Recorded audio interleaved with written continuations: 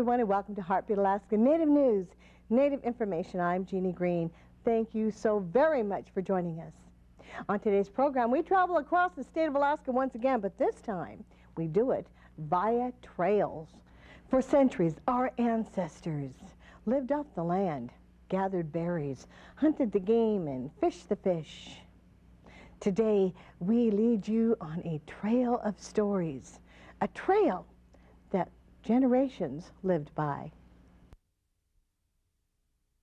Heartbeat Alaska would like to thank the following sponsors for making our show possible. Brown's Electric. Thank you, Brown's Electric, for your generous support.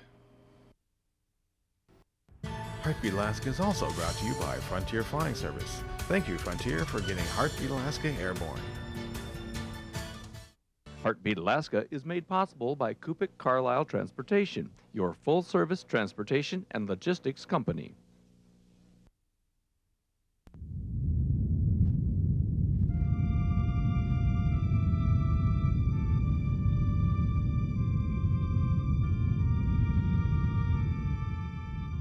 From the far reaches of space to the depths of the deepest ocean, mankind has left a path for others to follow and someday go beyond.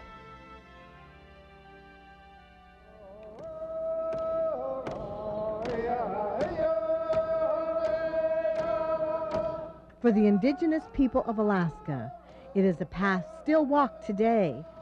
From the stories that are passed down from generation to generation, to the land that provides the necessities of life, the ways of our past are the ways of our today.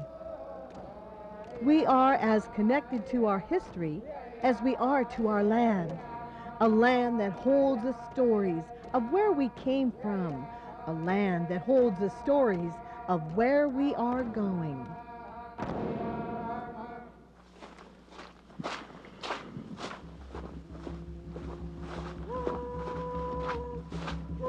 Connecting us to this land and allowing us access to rural areas across the state are trails, the natural development of beings crossing the land.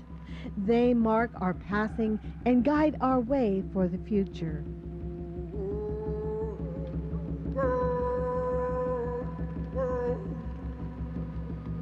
Many of these trails tell a story, whether it be one of hardships or a story of happiness. For centuries, our ancestors used these trails for traveling, hunting, and subsistence activities, and even recreational purposes.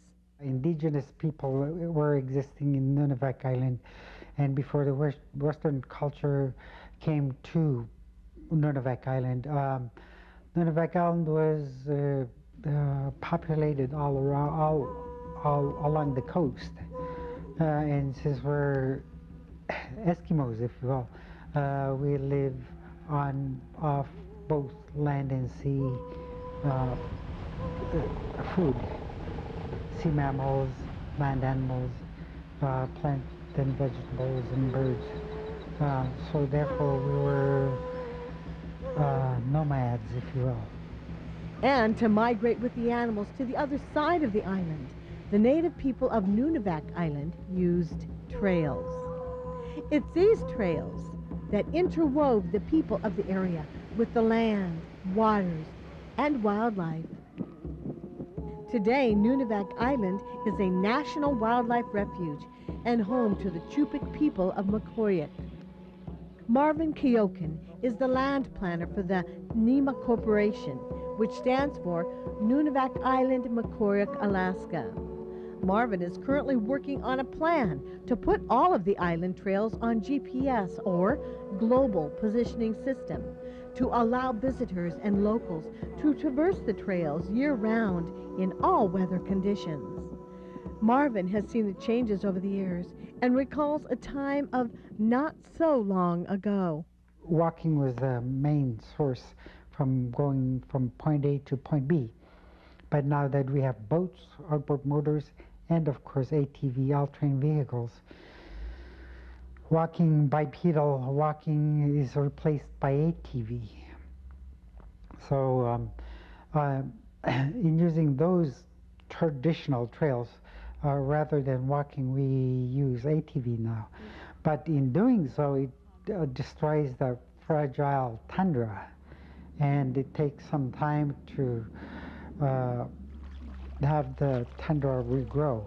And then in the process, the erosion takes place, and the rest is not good.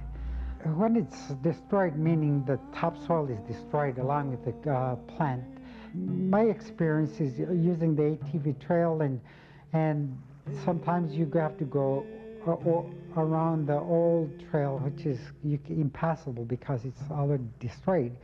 And then if you keep on using this particular trail rather than this old trail, it seems like it regrows within a year, but it's not as, it have to grow more back to its original, but then you can still see the scarring. The plant is different, its color is different, and you can see the scar, if you will, on those trails. Many would just say, quit using ATVs. That's a lot like saying, quit driving cars and trucks to the rest of the world. Let's face it, in a time of technology, no one wants to be left behind. It certainly is destructive, but at the same time it gets me to point A to point B faster than walking or running. And we're not going backwards because the technology is here, we use it. With the increasing number of people who visit Nunivak Island, the island trails are feeling the effects of man and machine. Travel throughout the state of Alaska has changed dramatically over the past 100 years. Throughout the interior of Alaska, along the coasts, all across and through the state of Alaska, travel has changed. We've gone from kayaks and canoes to skiffs and powerboats, and from dog sleds and on foot to ATVs. And unfortunately, this new mode of travel, although it's very convenient, has left their mark. This is the Chistochina Trail in the Ahtna region, home of Alaska's interior Athabascan people. The Chistochina Trail is a trail that has connected several villages together for centuries, allowing access to different communities, and most importantly, access to the land and the resources that inhabit the area. The significance of this trail is enormous, but it evolves around subsistence, food, and hunting, gathering activities. And a good example, in other words, like now it's berry picking time, and you can see that some of these berries over here are becoming ripe. And blueberries.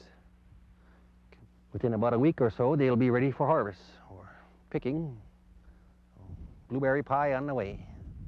Trails have been a part of native life and continue to hold their cultural significance today, allowing access to the tundra and wildlife or access to surrounding villages.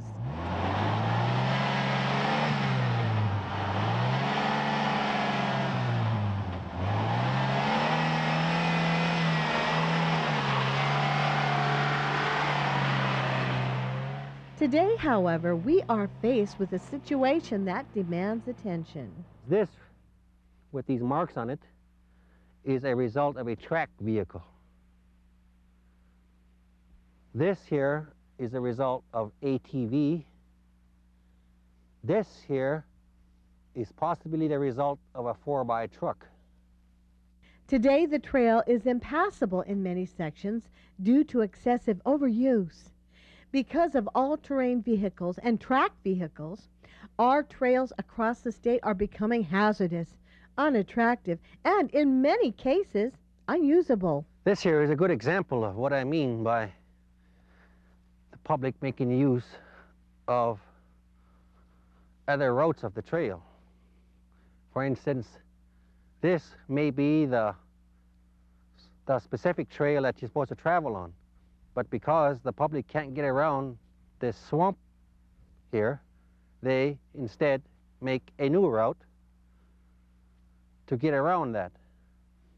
You will see this kind of damage or this kind of trail cutting all along the entire length of this trail. In some places, this width of the trail would become 300 feet or more in width, or even larger in some cases. The increasing number of hunters and recreational trail users have left their mark in many sacred trails, a mark that may take centuries to heal.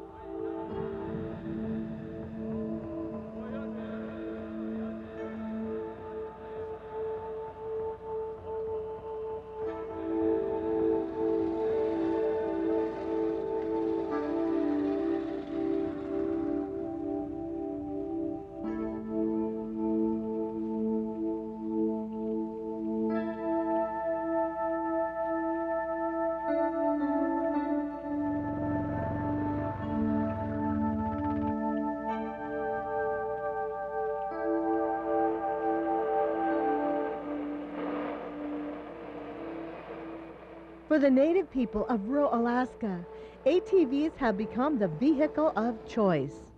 But that choice comes at a high cost.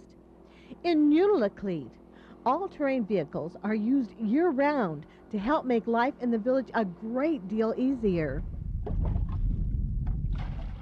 Most rural Alaskans rely on the four-wheeler and snow machine to get around the village, to haul people and supplies, to travel to surrounding villages, and especially for hunting the abundance of wildlife that roams the tundra. With their adaptability to Alaska's rugged terrain, ATVs are ideal for rural living. People really do need the four-wheeler in the village. It's their transportation. It's a cheap transportation. You don't have to pay a lot of money up front to buy a four-wheeler. They don't have to. It's not high maintenance. And gas prices are so high, and they don't use that much gas. They haul wood with it. They go to the store with it. They go pick berries with it. They hunt with it. I mean, they really depend on it. There are a lot of trails on the corporation land. Hunting trails mostly, hunting and berry picking. Four-wheeler is a practical tool for our people. Stanton and Irene Katchatag still use one of the local trails in Unalakleet for ptarmigan hunting.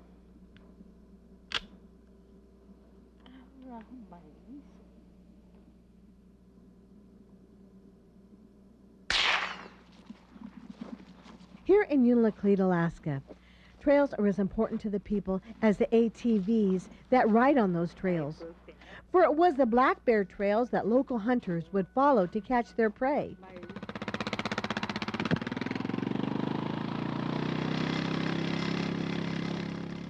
Today, ATVs have made hunting and berry picking, amongst many tasks, much easier and efficient. And while the people of rural Alaska prosper from ATV use, it's the tundra that suffers. Many locals are noticing the scarring of their land due to extensive ATV use, a scarring that will most likely remain for years to come. As far as the country landscape, it sure has changed, and unfortunately not for the better. A lot of the tundra has been scarred up from four-wheeler tracks, and I don't think it'll get any better. Well, some of the changes I've seen in the ATV trails in the past few years, I noticed some of the ruts are getting deeper. It's just because more and more people own ATVs now. One thing that bothers me is when people start to use them without following one pathway or one way. I don't mind using them for hunting, but I don't like to see them going from hill to hill or anywhere or anyway. These terrain vehicles disturb the vegetation, like berries and willows and everything. They disturb that. So that's something that I'd like to always pass on to our young generation. Not only has man and machine left a path of destruction in their wake, but today, trail degradation has led to a much more serious situation. The environmental impacts that ATV use has on the vegetation, soil, site hydrology, wildlife, and fisheries habitats can change the ecosystem of an area forever. If we had time, I could go to places where I could show you our traveling across the trails, as I said, across the wetlands I told you earlier, actually produced a stream bed.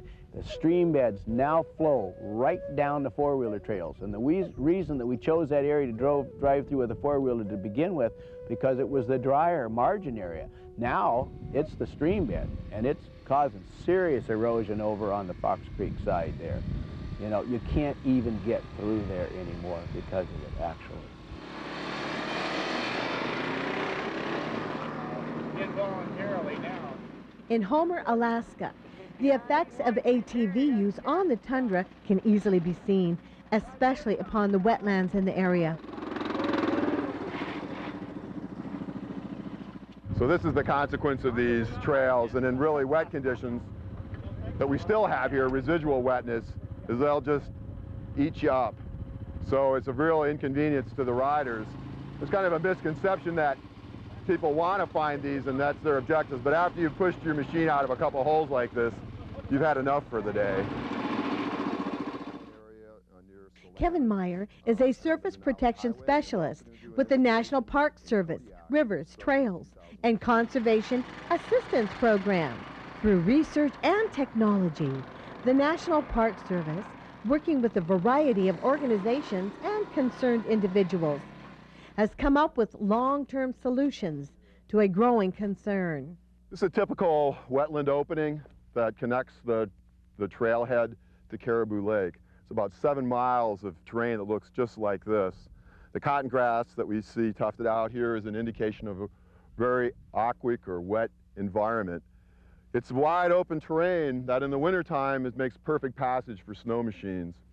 But in the summertime, this is a very fragile and sensitive environment that's easily torn up by ATV use. You can see the tracks that extend across here.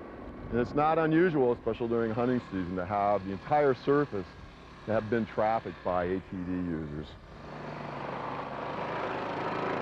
This is typically what happens when you run ATVs on wetlands. The wheel traffic abrades wetlands, it strips the vegetation, exposes this underlying muck soil.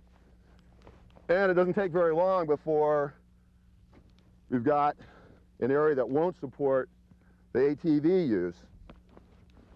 What happens then is people end up moving across the entire area, stripping and denuding the area, and causing accelerated erosion, which washes into the local streams and impacts fisheries values.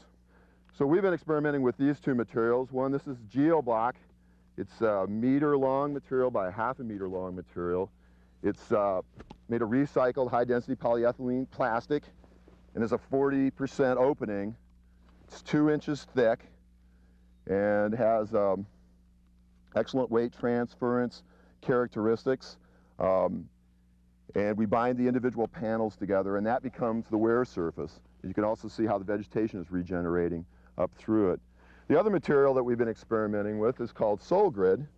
This product is made in Quebec, slightly different than the geoblock in that it has these integrated flexor units.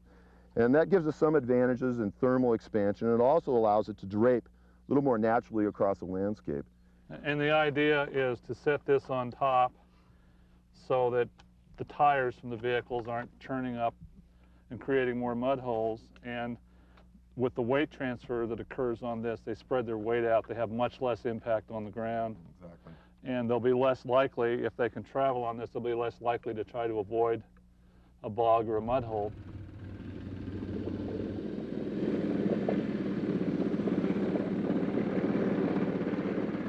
Working together, the National Park Service, Cook Inlet Keepers, the Homer Soil and Water Conservation District, and local user groups such as the Snowmads are not only donating time and money towards repairing the existing trail, but are also rerouting portions of the trail that run through wetlands, rerouting them up into higher grounds. These materials will support trail use much, much better than the muck soils and the wetlands. And you can see here, a single track that's probably had thousands of passes is still in one lane and is holding up really, really well. So this is the way nature hardens trails, in contrast to what the trails look like going across the wetland.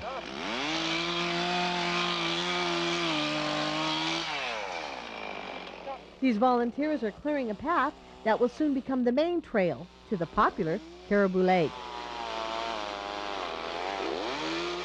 Through the hard work and efforts of these individuals and others like them, trail users will be able to enjoy the pristine beauty of the wilderness that surrounds them while preserving the wetlands.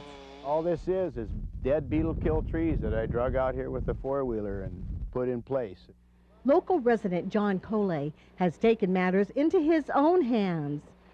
Utilizing the dead spruce bark beetle kill trees that overwhelm the area, Coila has constructed a series of boardwalks that lend themselves well to ATV traffic.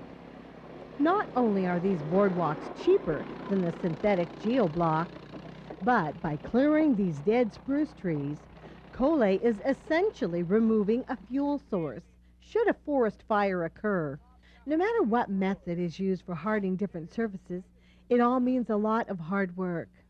The Middle Fork Trail near the interior of Alaska is also getting a major makeover. Here we have the opportunity to see firsthand how the trail hardening process takes place.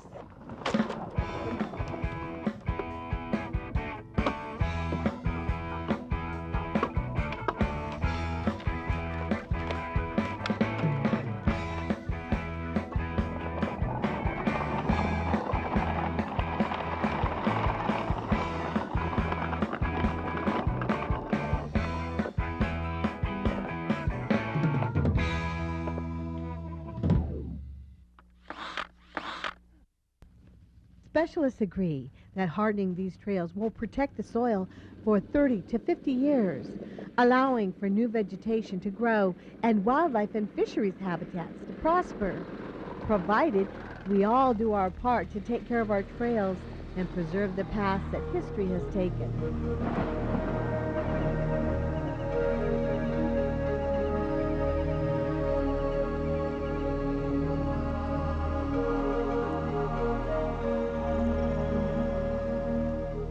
Through the combined efforts of agencies and dedicated individuals of rural Alaska, we can ensure that our children and their children will have a way to explore the wonders of nature that surround them, a way to ensure that the stories of yesteryear will live on in the minds and in the trails of today.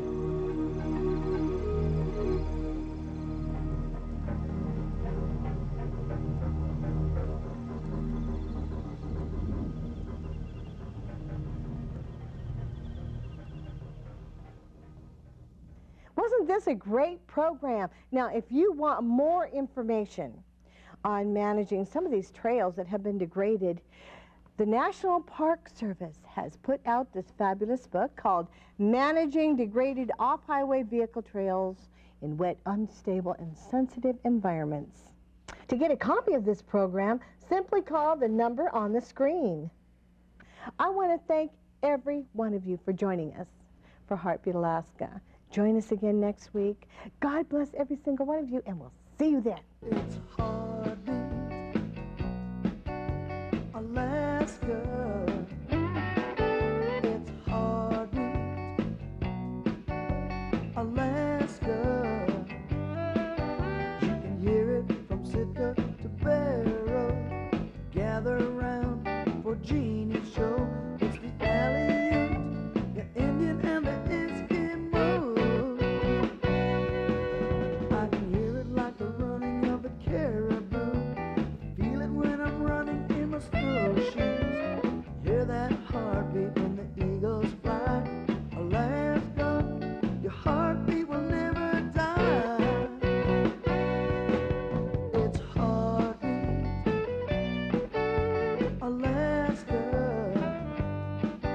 its heartbeat. Alaska, I can hear it wherever I go, from the southern sky to the northern snow. It's the Aleut, the Indian, and the Eskimo. To purchase a copy of this program, ask for heartbeat number 120602 and send your check or money order to Junie Green Productions.